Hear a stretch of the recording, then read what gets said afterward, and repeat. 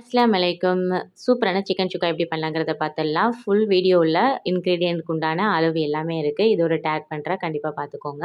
First masala ready பண்ணிடலாம். மிளகு, ஜீரகம், சாஜி ஜீரகம், பெருஞ்சீரகம், பட்டை, கிராம்பு, ஏலக்காய், மல்லி, அது கூடவே தேங்காய், கசகசா எல்லாத்தையும் வறுத்து நம்ம தண்ணி ஊற்றி நல்லா ஃபைன் பேஸ்ட்டாக அரைச்சி வச்சுக்கலாம். அதுக்கப்புறம் 3 வெங்காயத்தை கோல்டன் ஃப்ரை வர வரைக்கும் நான் வறுத்து வச்சுக்கலாம். இப்போ கோழியில் உப்பு, மஞ்சத்தூள், மிளகாத்தூள், எலுமிச்சம்பழம், இஞ்சி பூண்டு பேஸ்ட்டு, அது கூடவே வறுத்த வெங்காயத்தையும் சேர்த்து நல்லா பெசஞ்சு ஒரு 10லேருந்து ஒரு 20 நிமிஷம் அளவுக்கு நீங்கள் வச்சுக்கோங்க. மேக்ஸிமம் 1/2 மணி நேரம் ஊற வச்சா நல்லா தான் இருக்கும்.